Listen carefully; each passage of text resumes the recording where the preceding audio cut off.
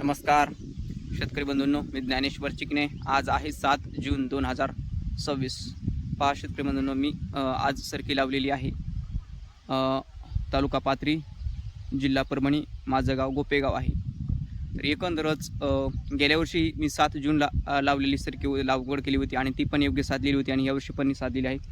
आणि आज पण देखील बऱ्याच भागामध्ये पावसाची शक्यता आहे. त्यामध्ये परभणी जिल्हा, हिंगोली, नांदेड, लातूर, धाराशिव, तसेच यवतमाळ, नागपूर, भंडारा, गोंदिया, चंद्रपूर या जिल्ह्यामध्ये बऱ्याच ठिकाणी मध्यम तर काही ठिकाणी जोरदार देखील पाऊस पडण्याची शक्यता आहे. तसेच आता वरील थोडासा भाग म्हणजेच छत्रपती संभाजीनगर, जालना जिल्हा आणि बुलढाणा जिल्हा, नाशिक जिल्हा, तर या जिल्ह्यामध्ये सुद्धा देखील पावसाची शक्यता आहे. पण थोडा या जिल्ह्याच्या तुलनेने थोडीशी कमी राहणार आहे त्या भागामध्ये पाऊस. आणि एकंदरच कोणत्या जिल्ह्याला शेतकरीमधून पुढील थोडंसं पेरणीस धोका आहे. संपूर्ण भागामध्ये धोका नाही आहे. बॅड लक, काही शेतकऱ्यांची पेरणी साधू शकते, काही शेतकऱ्यांची थोडीशी बिघडू शकते पेरणी.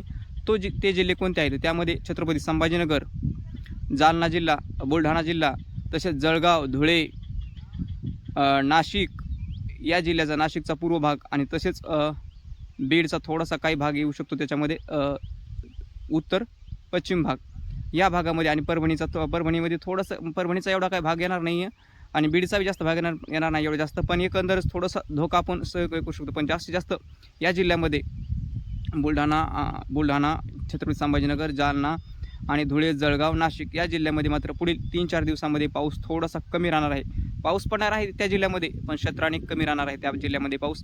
त्यामुळे त्या भागामध्ये शेतकऱ्यांना जास्त पेरणीला वेग देता येणार नाही आहे. जर पेरणी जास्त मोठ्या क्षेत्रावर झाली तिथं पेरणी थोडीशी दुबार पेरणीचे देखील तिथं संकट उभा राहण्याची शक्यता आहे. मात्र उर्वरित जिल्हे आहेत त्यामध्ये पूर्व महाराष्ट्राचे म्हणजेच विदर्भामधील संपूर्ण जिल्हे, अमरावती विभागामधील पूर्वेकडचे जिल्हे, तसेच परभणी, हिंगोली, नांदेड, लातूर, धाराशिव या जिल्ह्यामध्ये मात्र बऱ्याच ठिकाणी पेरणीसाठी उपयुक्त वातावरण आहे.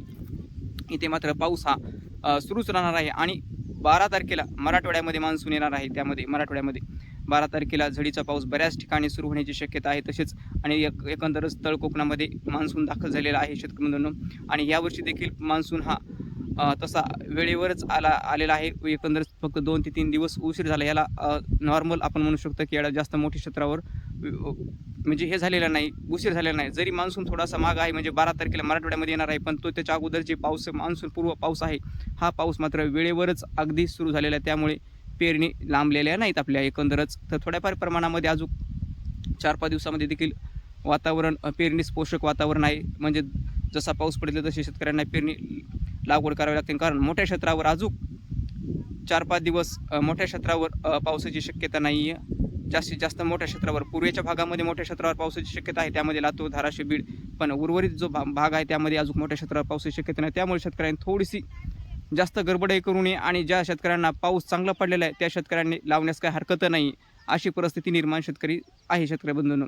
तर एकंदरच हे पावसाचं वातावरण किती दिवस सुरू होणार आहे, तर एकंदरच पावसाचं वातावरण शेतकरी बंधूंनो हे 22 तारखेपर्यंत हे पावसाचं वातावरण सुरूच राहण्याची शक्यता आहे. त्यामध्ये 1-2 दिवसाच्या अंतराने पाऊस पडत, जरी तुम्हाला प्रत्येक दिवशी पाऊस नाही येणार तसा, पण 1-2 दिवसाच्या अंतराने ह्या जिल्ह्यामध्ये पाऊस पडणार आहे आणि बऱ्याच भागामध्ये पडणार आहे हा पाऊस. त्यामुळे शेतकऱ्यांनी अशी जास्त घाबरू नये. स्वतःच्या निर्णयावर तुम्ही पेरणीचा निर्णय तुम्ही घेऊ शकता. तर हा झाला आपला अंदाज. आणि बघा शेतकरी म्हणून आपण सकाळी मी गाठून सरकी लावण्यास, आणि आता सरकी माझी लावणं होत आलेली आहे.